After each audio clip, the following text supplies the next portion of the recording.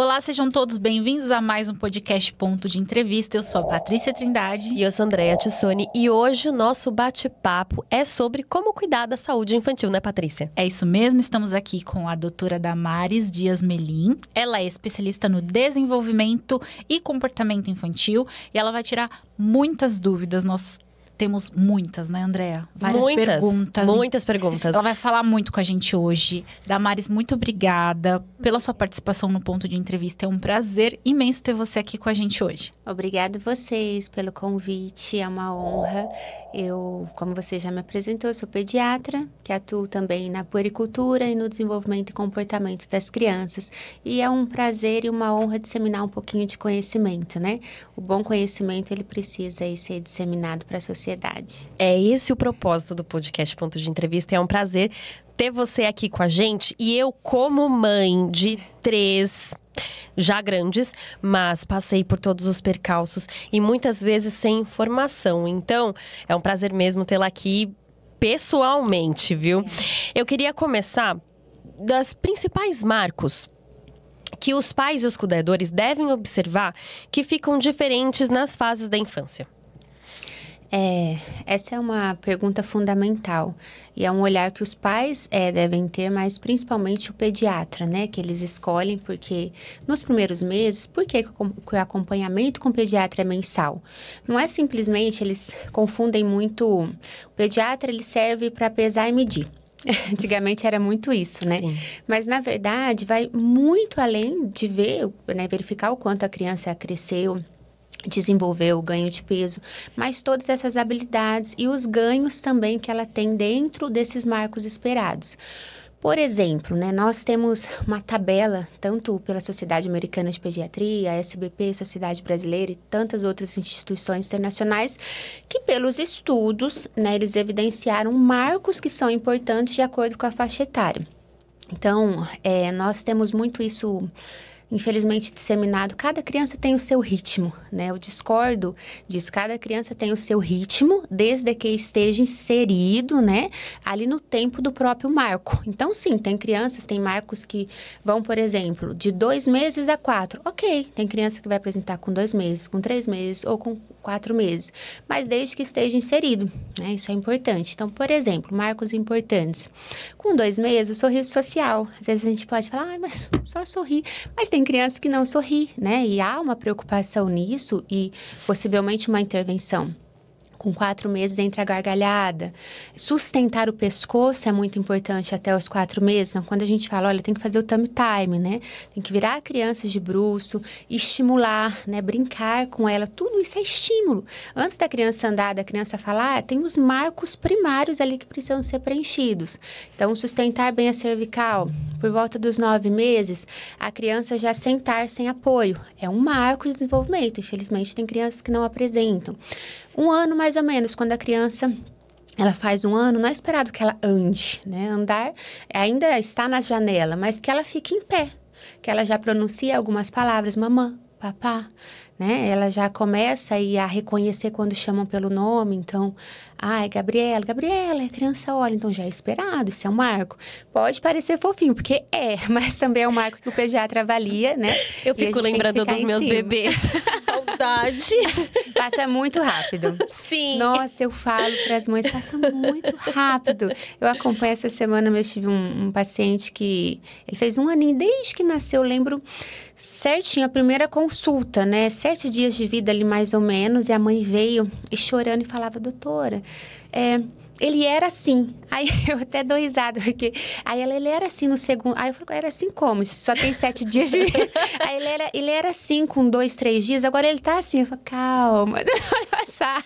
E aí ela até brincou, ela falou, nossa, agora eu quero que ele volte a ser recém-nascido. E ele não para, quieto, né? Já tá andando pra lá e pra cá. Então tudo passa muito rápido.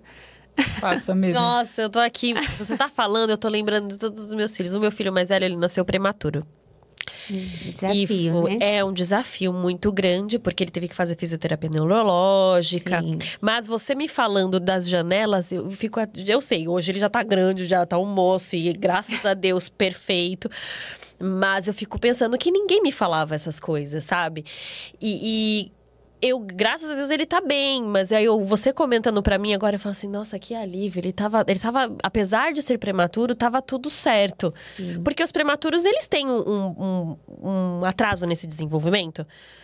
Não é um atraso, né? Como eles nasceram ali com algumas semanas, né, antes do previsto, eles têm uma avaliação diferenciada. Então, eles não estão atrasados dentro da avaliação deles, individual, tá? Então, a gente não avalia, não cobra de uma criança prematura o tempo de uma criança que não nasceu, que nasceu a termo, por exemplo. Mas também tem a janela que a gente vai avaliar ali dela, tá? Então, tem todas as avaliações, mas avaliações mais diferenciadas ali. Assim como a curva do ganho de peso é diferente, né, de crescimento é diferente, é outra tabela, não dá para generalizar.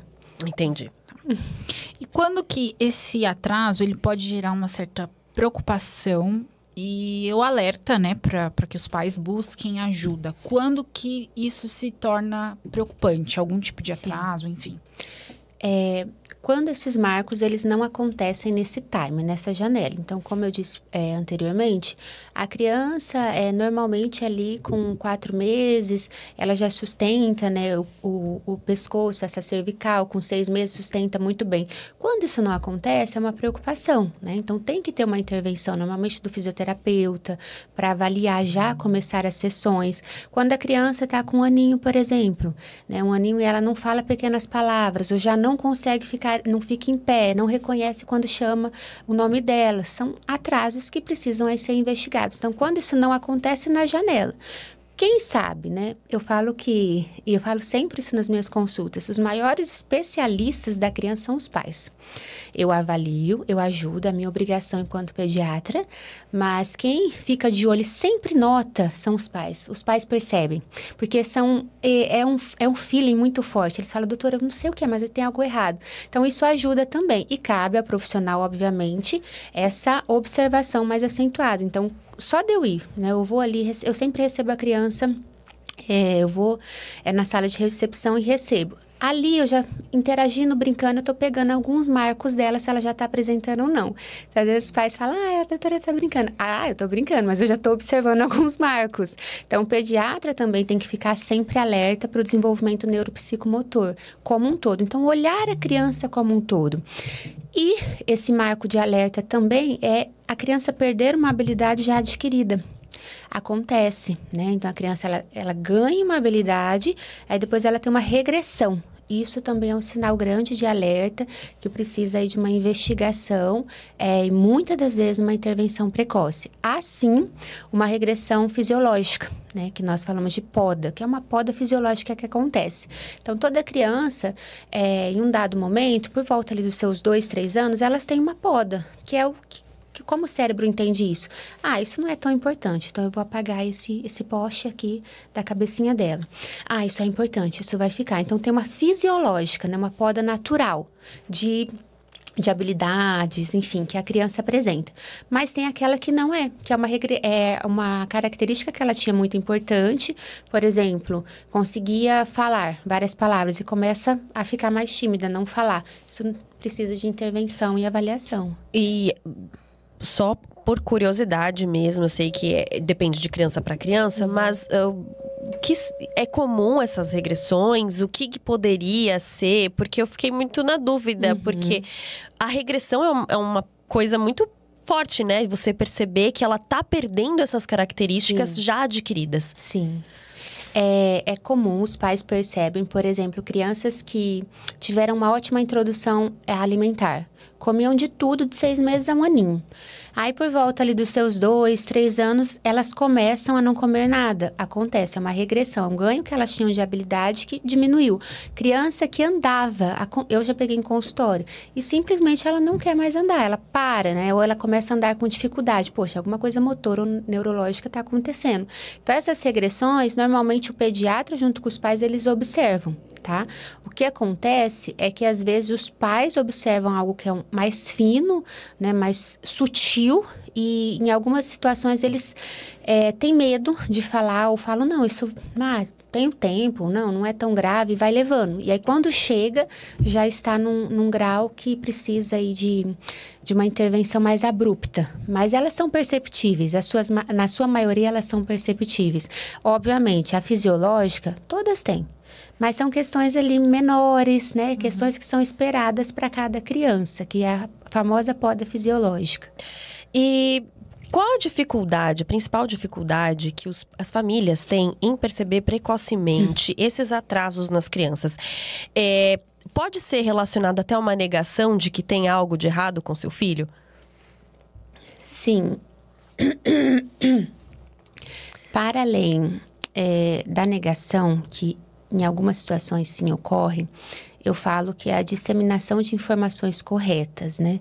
Hoje nós temos inúmeros canais de informação, mas infelizmente nem todos esses profissionais, eles colocam ali em vigência a boa informação. Então, quando você fala de saúde, tem que ter um cuidado muito sério, porque a medicina, ela é baseada em evidências. Ponto. Não é o que sai da minha cabeça, achismo, que eu acho, não. Baseado em evidências, simples assim. Então, não é o que o médico acha que é o melhor, mais correto, mas o que está cientificamente comprovado. E, infelizmente, hoje, muitos bons profissionais, eles não estão indo para a mídia, divulgando as informações corretas, e esse espaço fica vazio. Infelizmente, surgem profissionais que têm aí uma conduta um pouco duvidosa e disseminam as informações erradas, né? E essas informações, elas generalizam, causam polêmicas e nem sempre são verdadeiras. Então, acho que esse excesso de informação que deixa os pais muito conturbados, isso é ruim, né, para eles agirem. A questão, sim, de terem medo, né? Poxa, se for esse diagnóstico, nossa, como vai ser? Então, isso gera também um atraso, né? E a falta da puericultura bem feita, que é o cuidado com a criança, né? Com o profissional pediatra de forma regular. Então, o pediatra, ele auxilia muito nessas intervenções e detecções de possíveis atrasos. E, doutora, eu queria te fazer uma pergunta que eu acho que é muito importante a gente abordar essa parte, esse tema, porque você acabou de nos dizer que realmente acontece essa disseminação dessas informações incorretas. E eu já vi, até na minha própria família, isso, o caso da criança que não desenvolveu a fala. E eu ouvia muito, assim, da família quase toda. É o tempo da criança. Não, mas não tá falando, mas daqui a pouco... É porque cada criança tem seu tempo. Eu escutei isso tanto. Sim, eu também. E assim, depois, né, veio um diagnóstico, né, do autismo e tal. E aí, eu queria, assim, que a doutora falasse um pouco sobre isso. Porque eu acho que tem um pouco dessa questão do medo em relação dos pais, né, irem procurar o diagnóstico. Mas a família fala muito. É o tempo, espera, tenha calma, cada criança de um jeito. Isso vem de antigamente?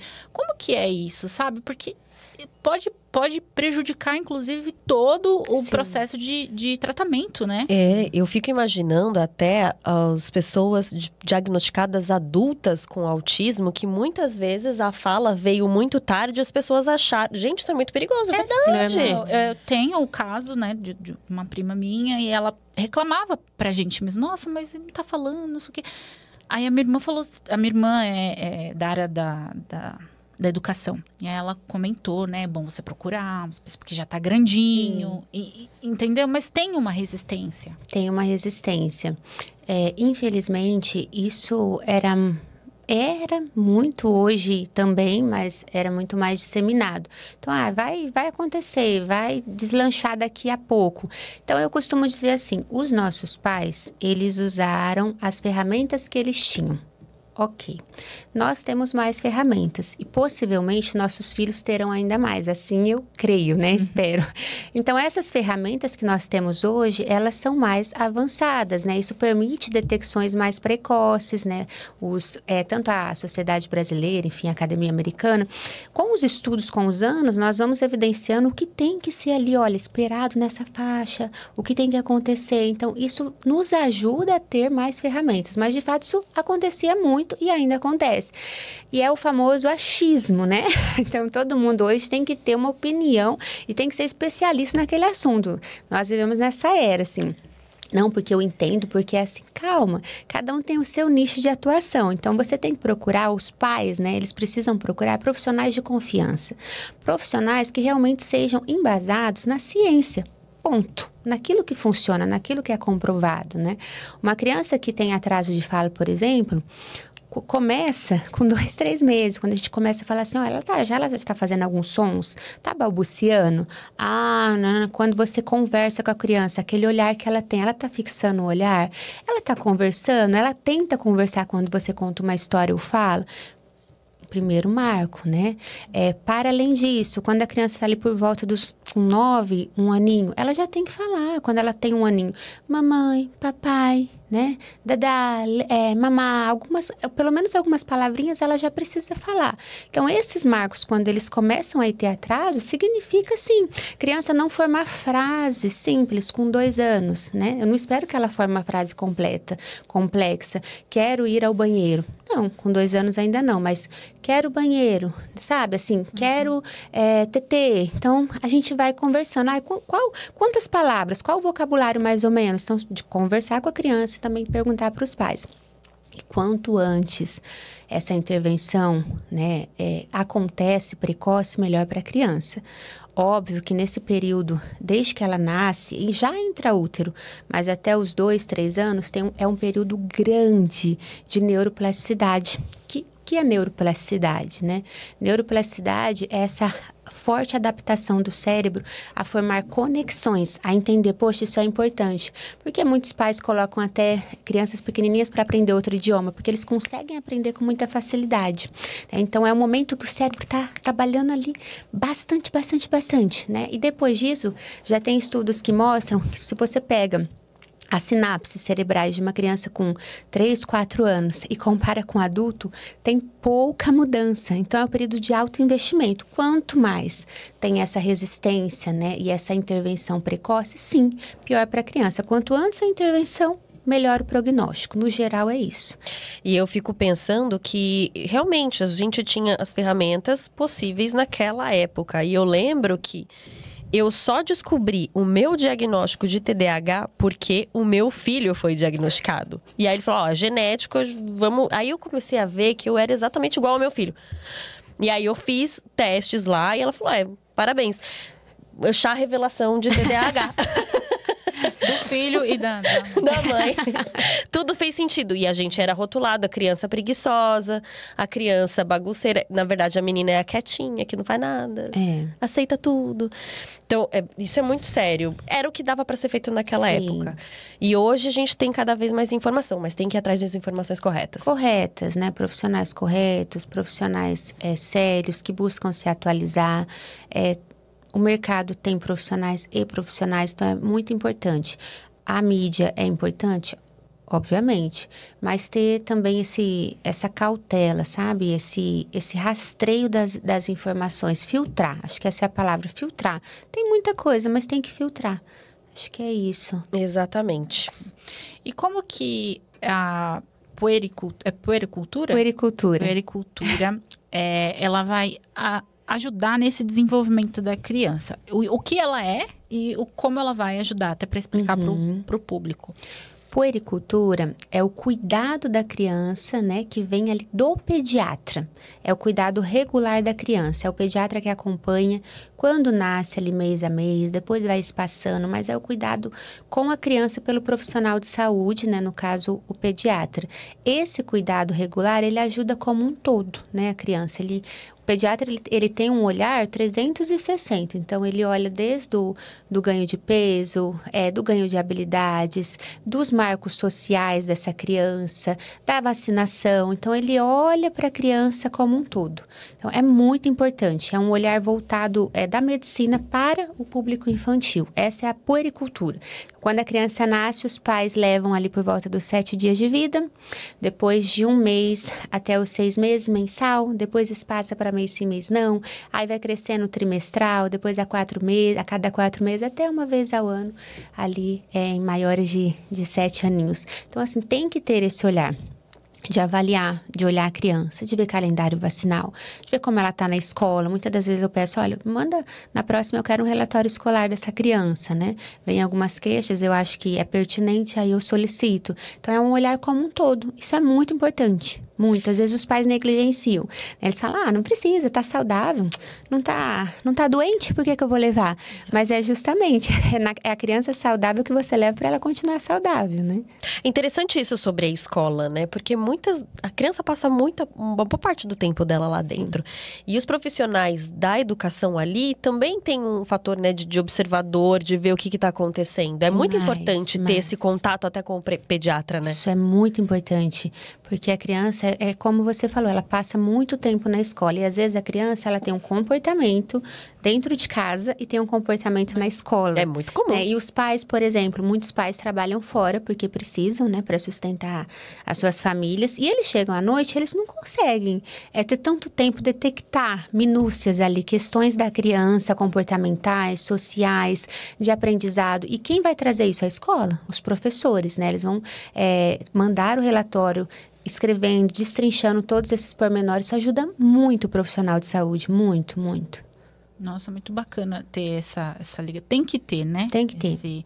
Que realmente, muitas pessoas, quando pediatra, pensa no bebezinho, que tem que ir só quando tá bebezinho. Não é assim, não. né? É importante ter. E ainda mais com essa rotina louca que a gente tem. Porque assim, eu falo, até por mim, eu vou colocar sempre a mim nessa roda. Porque, enfim, eu tive muitos filhos.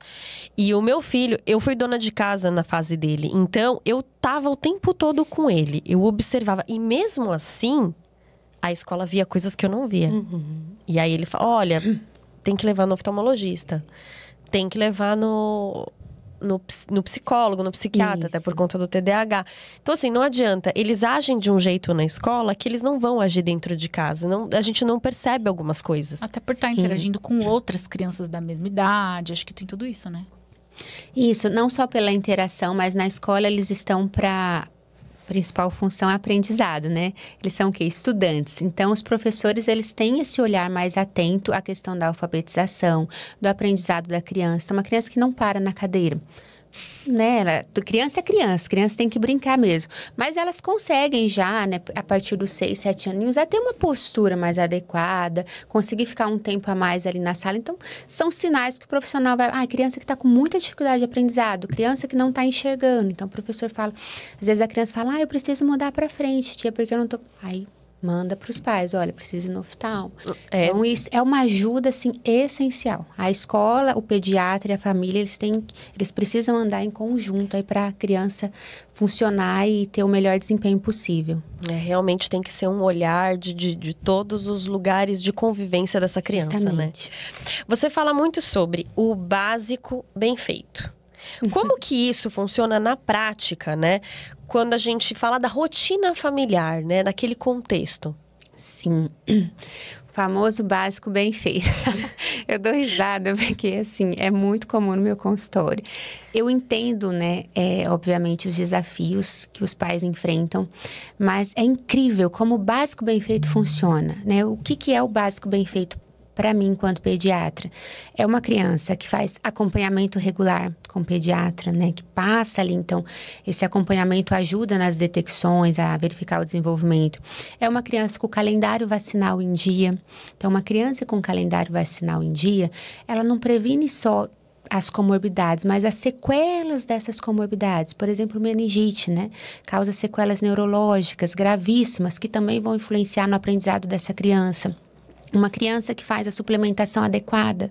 Então, muitas das vezes, tem crianças que precisam suplementar, né? Uma ou outra vitamina. para além disso, tem as vitaminas que são mesmo do próprio calendário da sociedade. Então, esse acompanhamento, o ferro é essencial. Eu pego no meu consultório, às vezes, algumas crianças que estão ali sem o ferro, porque a mãe... infelizmente, eu tive que parar porque não me atentei. Enfim, o ferro é essencial para o crescimento, vitamina D. Então, a criança que faz essa suplementação adequada, que come de forma adequada, né? Que tem uma variedade nutricional, que dorme de forma adequada, o sono. Toda criança precisa dormir 8 horas. Não.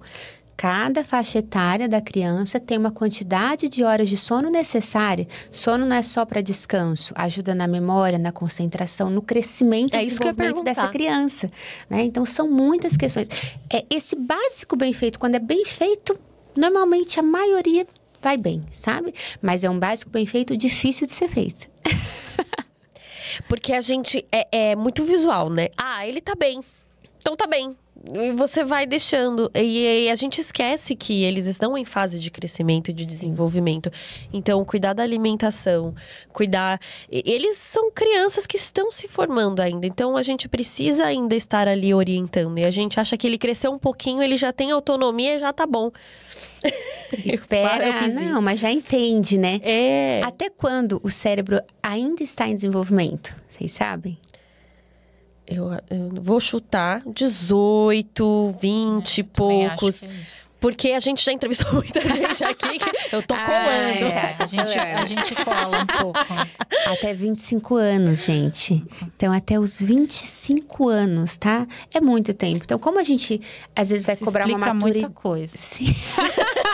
Isso explica coisa, viu, gente? Ficou aí nas entrelinhas. Pra mim tá bem claro.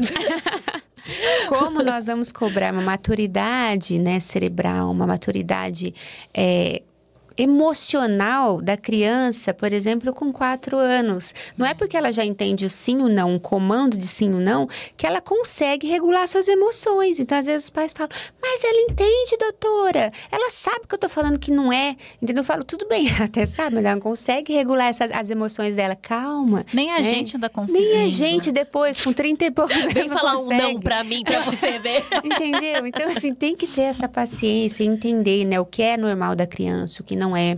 Essa adolescência da criança aí, né, entre os 2 a 5, 6 aninhos. Então, é uma fase também que a criança, ela fica testando, mas justa por que ela vai testar? Porque ela não sabe os limites dela, não sabe os limites até onde ela pode ir, até onde ela não pode, o que é certo, o que é errado. Cabe aos pais ensinarem, né? Às vezes, os pais, eles se preocupam muito mais com a sociedade.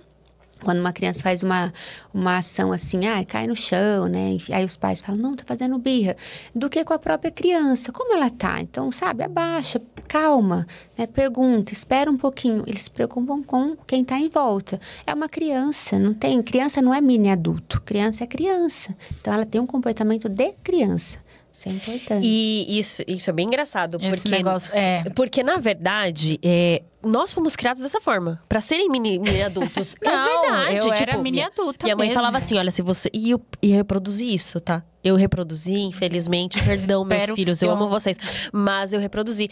Porque minha mãe falava, se você chorar na rua, em casa a gente conversa. Então, assim, realmente a gente não podia agir como criança. Sim.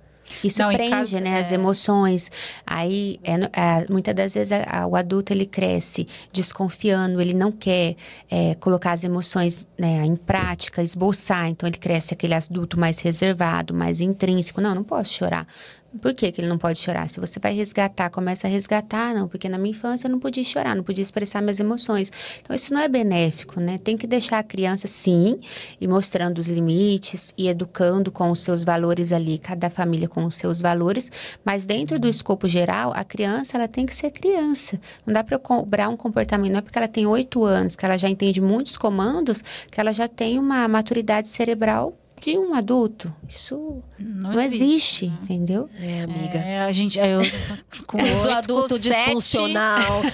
A coisa ficava séria. Eu só... Meu pai, ele não falava, ele só olhava assim. Minha mãe. Era uma olhada que a criança já... Não dava trabalho. Eu não dei trabalho nenhum pra senhora, viu, mãe? Nenhum. E ela fala pra todo mundo, ai, meus filhos nunca me deram trabalho. Mas é lógico. Não podia Era tinha uma campo, onça. né? Não podia nem... Respirei, mãe, desculpa. Costei aqui, desculpa, mãe. Sim, e às vezes, Era muitas muito vezes brava. aquela criança que é a famosa criança boazinha, criança que não deu trabalho. Aí ela cresce, a Cresce criança... toda problemática, Não, amiga. mas às vezes a criança é perfeccionista, né? Ela cresce a criança perfeccionista. Desculpa, se torna o adulto perfeccionista que não aceita o erro, não aceita errar. Tem que sempre ser perfeito, né? Ele tem uma autocobrança excessiva. Por quê? Porque na infância, muitas das vezes, ele teve muita cobrança. Você tem que ser perfeito, você não pode errar nisso. Você tem que... Calma, né? Tem que exigir, sim, da criança e mostrando, né, os valores, a educação, mas sempre, gente, com parcimônia, com cautela, né? E com empatia, entender também até onde ela vai, o escopo dela e de maturidade. Nossa, eu fico impressionada como tudo retoma a mente um pouco, né?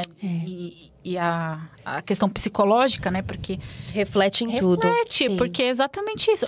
Eu sou eu me cobro extremamente. E eu era criança boazinha. André Eu também era e é perfeccionista, quer tudo... Eu perturbo essa menina todo Quer dia. tudo assim. Então, isso realmente impacta e tem que ter um olhar para esse momento, né? É um momento da vida que passa muito rápido. É um momento que É a os base, pais... né? É a base. Eu falo sempre que a infância, elas são as nossas raízes. Quando você tem uma raiz bem firmada, vinculada, você é uma árvore, você floresce bem, você tende a florescer bem, né? Às vezes vem uma praga, uma erva daninha, alguma coisa, mas se você está firmado ali, você normalmente sustenta e consegue passar as ventanias. Então, a infância é isso, é a base de toda uma vida. Você tem que cuidar bem dela para que esse adulto venha florescer. Né? E tá melhorando bastante, né? Tá Eu sim. vejo que, assim, hoje até, por mais que eu tenha errado muitas coisas, né? Era o que eu sabia, enfim, naquela época. Mas vejo uma diferença, por exemplo, do meu filho mais velho para minha filha mais nova. E vejo que as gerações hoje, né, de novos pais, são muito mais conscientes, muito mais empáticos até para lidar com a criança. Sim, novamente o que eu disse, né? Eles fizeram e nós vamos sempre estar fazendo o melhor que a gente pode, né? Sim. Então, não vale... isso de carregar a culpa, acho que não leva para nada. Então, é entender, olha, eu fiz aquilo que eu sabia, tinha as informações ali que eu consegui e pronto. A partir de agora, eu tenho outras informações, eu vou tentar agir de uma forma diferente, isso é importante. O problema, tem um grande amigo que fala assim, o problema não é errar, é você não aprender com o erro. Então, errar não é um problema, né? Você errou sem a intenção, fez o melhor que pôde, não é de certa forma um erro, mas você agiu conforme o seu escopo, né? Mas muitas das vezes nós temos que, olha, o que aconteceu? Como eu posso agir? O que eu posso melhorar? E partir dali, né? Sem essa culpa, sabe? Acho que isso não tem benefício nenhum. Isso vale muito com o exatamente. Eu ia falar isso agora, porque a próxima pergunta era justamente isso, né? Que linkou perfeitamente. Linkou perfeitamente com as mães que demoram ali para perceber, para buscar ajuda, para às vezes perceber mesmo que tem alguma Sim. coisa. E carregam essa culpa, eu acredito, né? Como que essas mães podem recomeçar sem esse peso, né? Eu acho que vai muito realmente de encontro com o que nós estávamos falando. É entender que a culpa, ela não é um caminho, ela não vai levar a nenhum lugar. Mas entender a partir do momento que eu tenho a informação, eu vou agir. Né? E quanto não tem, eu vou agir agora e está muito tarde. Não, sempre uma ação tem uma repercussão. Né? Então, talvez não seja tão acentuada como se fosse feito ali de uma forma tão precoce, não. Mas eu estou agindo a partir do momento que eu tenho informação, ponto, né? E que nós começamos ali a investigar. E acabou, tirar esse peso das costas, fazer o melhor que você pode. Eu falo muito no consultório também, olha, mãe, vocês são as melhores mães que o seu filho... É a melhor mãe que o seu filho pode ter. E é isso, né? Cada mãe é a melhor mãe que o filho ele pode ter. Ela está fazendo o máximo que ela consegue. Ser mãe já é muita coisa, né? A sociedade impõe que a mãe cuide da criança, que a mãe cuide de casa, cuide do marido. A maioria trabalha fora, tem que estar ainda, né? Se arrumar, tem que cuidar da saúde. Gente, é muita coisa. Então, a calma. mãe carrega a culpa né? de tudo. Ela é uma mulher. Antes de ser mãe, ela é uma mulher. Ela é um ser humano. Ela tem que ter esse olhar também para ela. Porque às vezes, quando nasce a mãe, outra frase que eu não gosto, nasce a mãe, nasce a culpa. Calma. Nasce a mãe, que coisa bela, sabe? Tenta olhar também o lado positivo das coisas. Nasce a mãe, nasce alguém que tem a oportunidade, né, de criar um outro ser humano, de passar os seus valores. Isso é muito bonito. Então, tem que ser dosado, porque a sociedade se deixa, ela sempre está cobrando da mãe.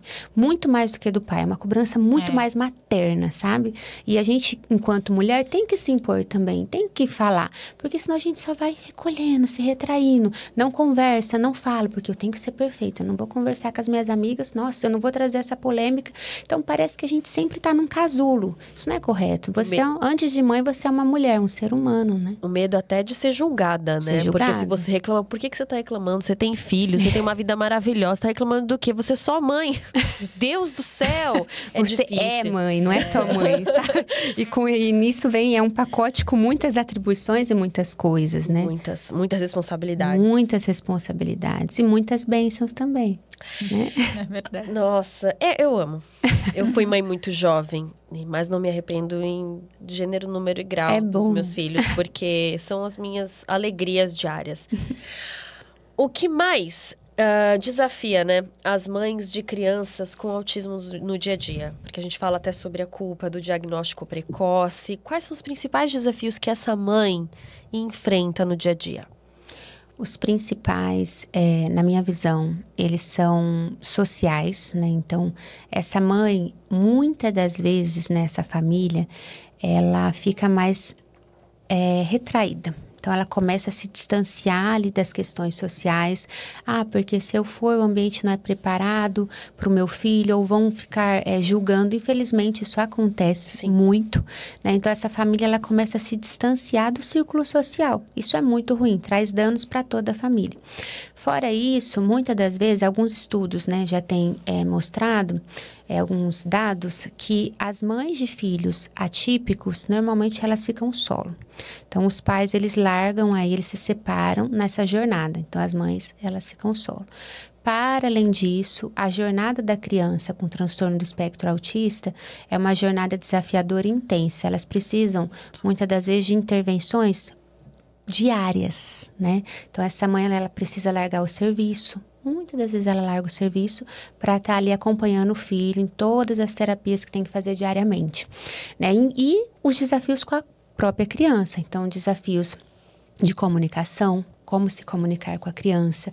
A criança tem muitos desafios também táteis, né? De sons, de tato, de emoções. Para regular suas emoções é mais difícil, né? Tem um trabalho ali maior. Então, são muitos desafios diários que essa mãe enfrenta. Muitos desafios.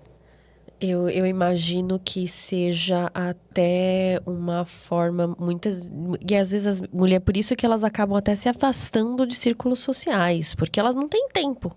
Muitas acabam sendo abandonadas. Às vezes são julgadas, né? Sim. São julgadas, aí se sentem mal porque os olhares também pro filho, não dá. Hoje melhorou muito, muito. Então, já o conhecimento está sendo aí muito disseminado.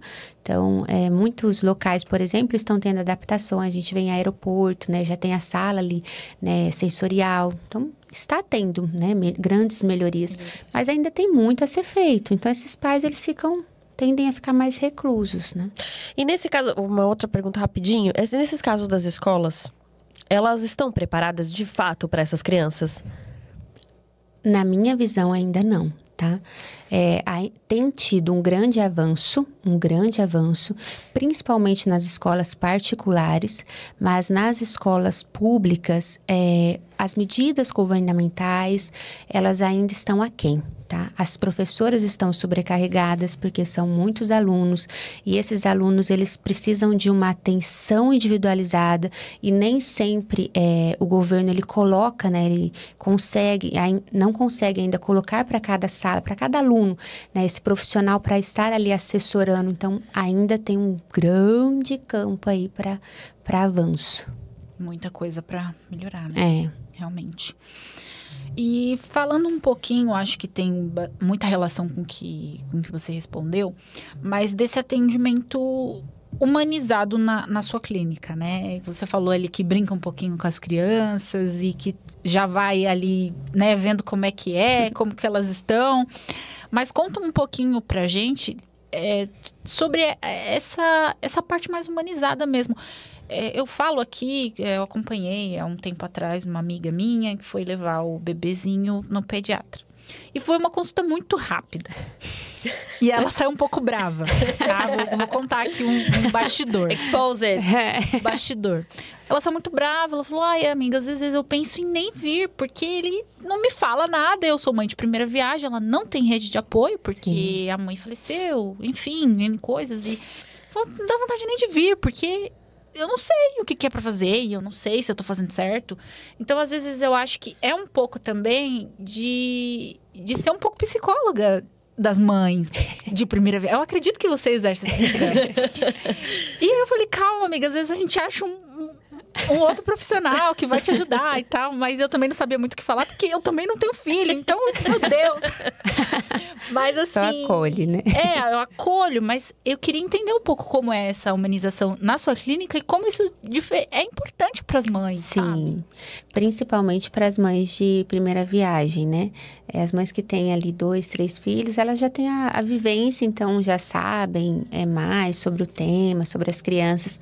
Mas assim, na clínica, né? Na nossa clínica, que é a Mar Clínica Pediátrica, o que eu tento, né, fazer? Eu sempre me coloco no lugar ali dos pais. Então, a primeira coisa, me colocar no lugar deles. Nem sempre eles são profissionais, na sua maioria não são profissionais de saúde. Então, eles não sabem. Eu preciso falar. O básico para mim não é o básico geral, né? Ah, mas isso é tão básico. É básico para mim, que estudei. Mesma coisa, falar, olha, arruma esse computador. Eu não sei nada. Entendeu? Então, não é a minha área. As minhas consultas, elas são normalmente, e as minhas secretárias ficam até nervosas, demoradas. Porque o que eu penso assim, quanto mais eu coloco informações aí na cabeça dos pais, mais munidos eles estão e mais fortes eles vão ficar, mais seguros. Então, eu gosto de expor, de falar, né? Eu sou muito também do criativo, eu levo materiais, mostro. É o meu jeito de consulta. Tá? Então, eu sou uma pediatra que gosta de falar, gosta de munir de informações, gosta de explicar.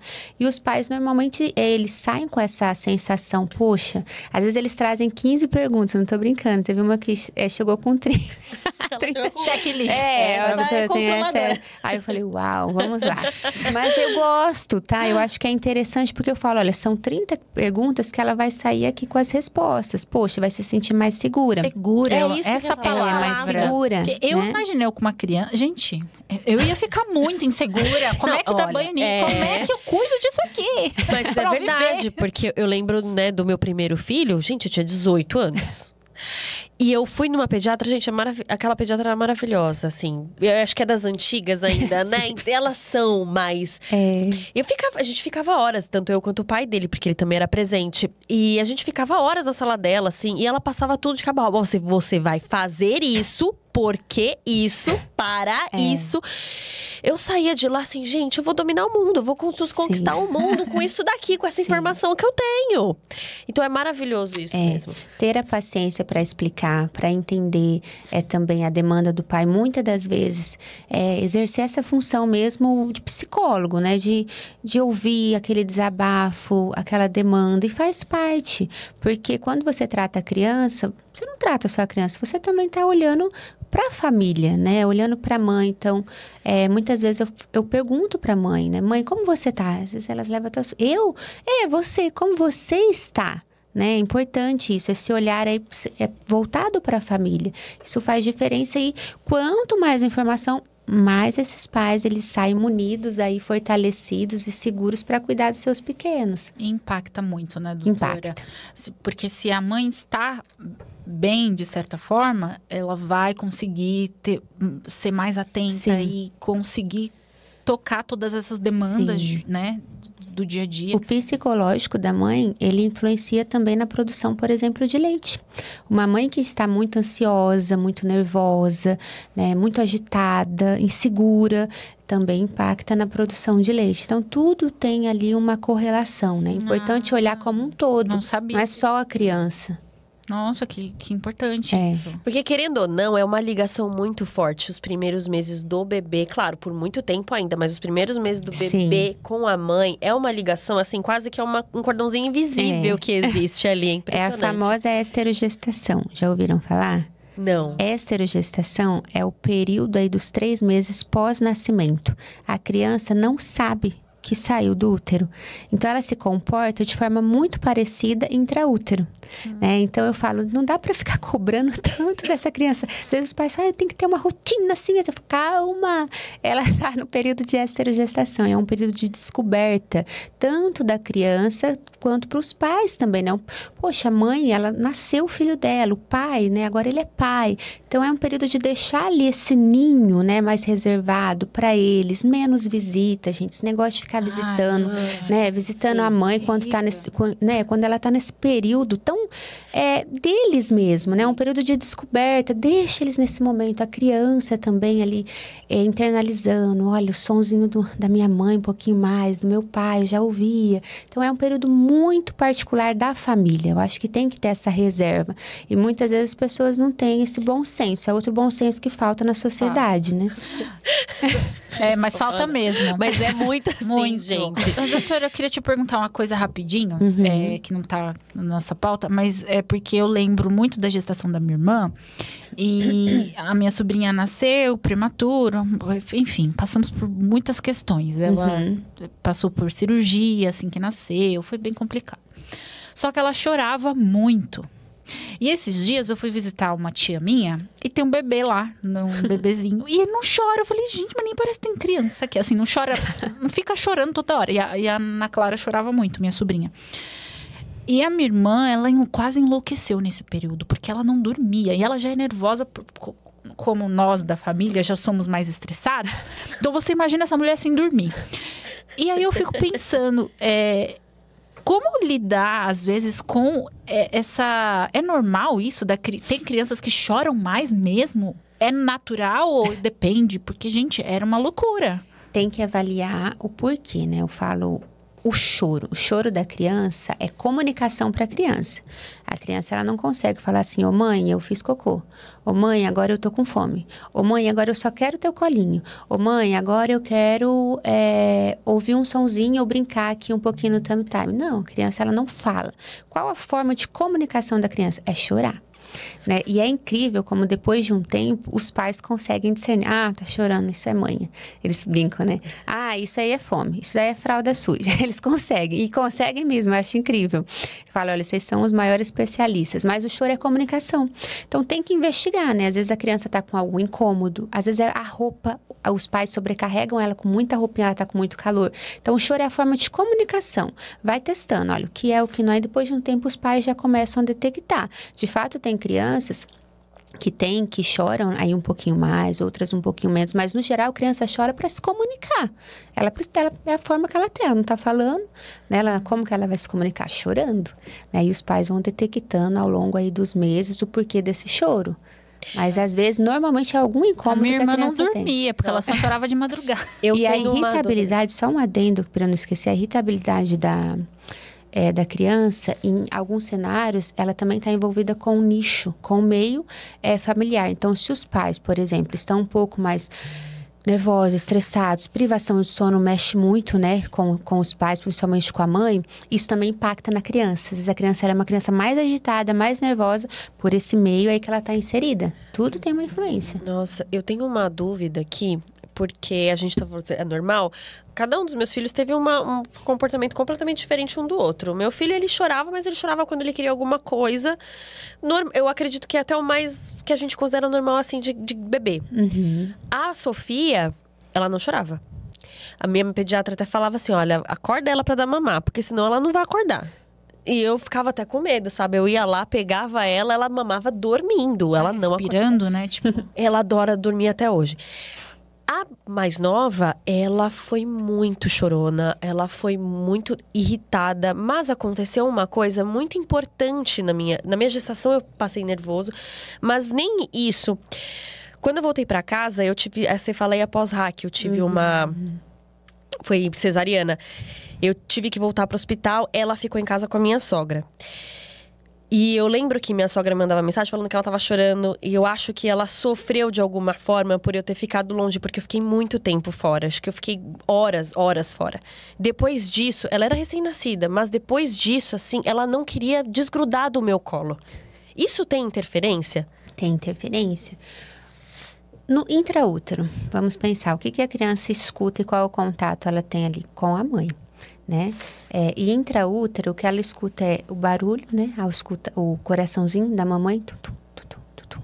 Aquele barulho do líquido ali, amniótico circulando, é um vínculo muito forte. Então, esse período de esterogestação é um período que a criança ela tende a querer muito a mamãe dela.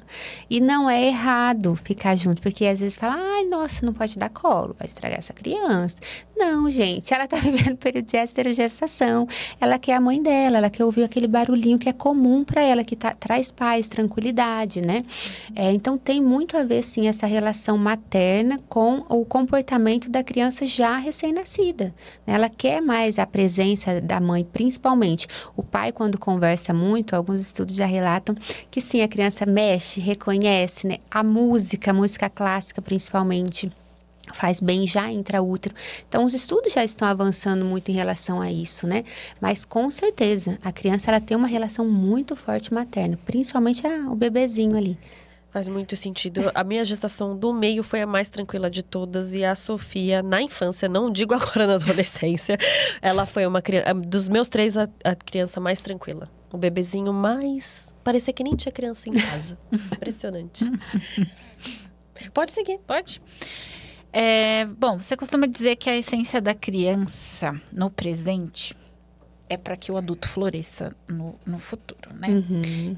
Conta um pouco mais pra gente como que isso traduz essa missão que você tem de pediatra, acolhedora, psicóloga dos pais, um pouco de tudo, mas que nos orienta, que orienta tanto, né, as mães, os pais. Essa frase, ela é a bandeira da nossa clínica. Fortalecer a essência da criança no presente para que o adulto floresça no futuro. Então, vai muito de encontro com o que eu acredito. Quanto mais você cuida da criança hoje, você tem essa visão generalista, olhar a criança como um todo e cuida, sim, do básico bem feito, né? Das intervenções precoces, do acompanhamento regular, do sono, da vacina, da comida, do comportamento, do social dela, das telas, né? Que é um tema aí muito vigente, né? Esse olhar como um todo e fortalece ela, imune ela de informações e de cuidado, esse adulto, a tendência é que ele seja um adulto mais fortalecido, seja um adulto que tenha uma autoestima melhor, uma confiança, produza mais, né? Tenha menos transtornos alimentares, menos transtornos psicológicos e psiquiátricos. Então, essa repercussão, ela vem de uma base. É como se fosse, por exemplo, a base familiar. A base do adulto é a infância. Não dá para negar e nem ignorar, ter esse olhar assim distante. Não, quando você cuida da criança, pode ter certeza que a evolução e o prognóstico, né, ele é normalmente bem melhor. E quando a gente fala nessa parte prática, de cuidar da criança, quais são os primeiros sinais de alerta que você acredita que não devem passar despercebido pelos pais? Bom, um dos primeiros sinais de alerta são os marcos. Eu acredito muito nos marcos. Os marcos que nós avaliamos, que são os sociais, os emocionais, os cognitivos e os motores, que é muito isso do que eu citei. Então, olha, não está apresentando os marcos motores, né? De sustentação cervical, de sustentação das perninhas, dos membros inferiores, não está falando sílabas, que tem que falar no tempo oportuno. Essa criança não tem contato visual, não sorri, não interage. São marcos que a gente vai detectando ali que tem que ter uma intervenção. E quando há regressão desses marcos, apresentava e hoje não apresenta mais. Eu acho que esses são os principais aí que a gente tem que ficar de olho na primeira infância. Maravilha. E, infelizmente, caminhando já para o nosso final de conversa. Eu queria falar muito mais. São tantos assuntos, né? Mas nós queríamos que você compartilhasse com a gente algum conselho para as mães que estão sobrecarregadas, com muitas informações e com muitas demandas, né? Que exige, né? Um bebê, um recém-nascido, que seja. E as comparações nas redes sociais também, porque a gente sabe que a vida dos influenciadores acaba também meio que influenciando ali as mães, que não tá conseguindo às vezes dar conta de tudo. Enfim, a gente quer um conselho da sua parte.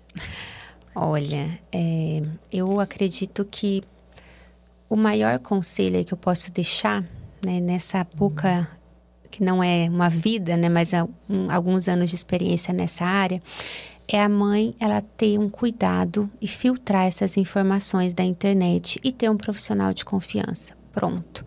Ter um pediatra de confiança, né? Um profissional que vai olhar essa criança, que vai dar as informações necessárias para ela. Eu acho que é isso, e filtrar as informações da internet. Comparações, opiniões alheias sempre vai ter. Então, ela precisa filtrar e entender que ela está fazendo o melhor que ela pode para aquela criança. Se ela tem um profissional de confiança, que é respaldado cientificamente, e ela também tem essa filtragem, seja social ou também de mídia, ela vai conseguir aí exercer um papel melhor como mãe e estar presente. Porque às vezes a mãe fica tão... não só a mãe, como a família, o pai também, preocupado, né? Eu preciso dessa informação, eu vou procurar isso no Google, na internet, que esquece de dar atenção para a criança. Então, vai para o chão, brinca com essa criança, né? Você trabalhou o dia inteiro? Concordo, muitos trabalhos, mas você tem 30 minutos, 1 hora, que seja de qualidade. Às vezes, joga o brinquedo no chão para a criança e pega o celular e senta no sofá. Isso não é momento de qualidade. Então, assim, seja pai, mãe, né? Todo momento, mas principalmente a hora que você consegue ter um momento de qualidade, exerça ele. Antes de ficar procurando, olha, como ser um bom pai. Põe no Google, seja um bom pai. Como ser uma boa mãe. Seja uma boa mãe, seja presente. É o básico, né? Brinque, converse, sorria, vai pra cama, conta uma história pro teu filho. Essas histórias são boas para falar com a criança? Não. O que você acha que é bom para educar o seu filho? Faça isso, coloque em prática. Então, é isso. Menos ruído e mais aquilo que a mãe acredita que normalmente é o correto, que está no coração dela. Eu não sei nem o que falar. Eu achei incrível porque a gente busca como ser uma boa mãe e não pratica. De fato, eu achei... Damares, muito obrigada. Imagina, eu amei mesmo. Imagina. E como que a gente faz para se consultar com você? Porque quem é mãe de... né? Aí, mãe de primeira viagem, mãe de 3, assim como eu, como que a gente faz? Nós estamos hoje, graças a Deus, ali na Vereador José Diniz, 3457, sala 1505, né? Que é a Mar Clínica Pediátrica, eu atendo lá com muito carinho. E nós temos ali, acho que, se eu não estou enganada, aumentou bastante, mais de 15 profissionais. Então, tem pneu, alergo, endócrino, muitos cardio infantil, uma clínica voltada mesmo para criança, na região do Campo Belo. Então, se as mamães quiserem, são muito bem-vindas ali, e os seus piticos principalmente. E o seu Instagram? Doutora Damares Pediatra, se eu não me engano. Eu esqueci. Vai ficar aqui o QR Code vai estar aqui. Pediatra Damares. A assessora falou. E tem a Mar Clínica Pediátrica, que tem também o Instagram dela. Perfeito. Damares, de verdade, foi um prazer. Nossa, eu fiquei também muito feliz, porque eu queria muito entrevistar uma pediatra, falar com as mães, que a gente tem tanta demanda e tanta culpa. Eu acho tão importante. Então, de verdade, muito obrigada. Foi uma honra tê-la aqui. Foi maravilhoso. E esse acolhimento todo seu é bem importante. Quando eu tiver filho, eu vou passar contigo. E fora que, assim, falar com você, você transmite uma calma. De verdade. A gente que é ansiosa aqui, nossa senhora. É verdade. Deu até eu tento, mas meu marido não fala muito isso, não. Acontece. Mas uma honra estar aqui, viu? E disseminar um pouquinho mais aí de conhecimento, aprender também. Muito obrigada. Foi maravilhoso. Muito obrigada. Muito obrigada, doutora. Então é isso, né, Andréa? Nós estamos em todas as redes sociais. Estamos YouTube, TikTok, YouTube, Spotify, Instagram. E se você gostou desse conteúdo, se você acha que isso funciona pra alguém, sabe, se alguém tá passando por algum perrengue na maternidade, quer saber mais sobre os seus filhos, seus bebês, compartilha esse episódio que tá muito bom e de muita informação relevante e importante de fato. Não é desinformação, aqui é informação de verdade. Um beijo pra vocês e até a próxima. Até a próxima. Tchau, tchau. Tchau, tchau.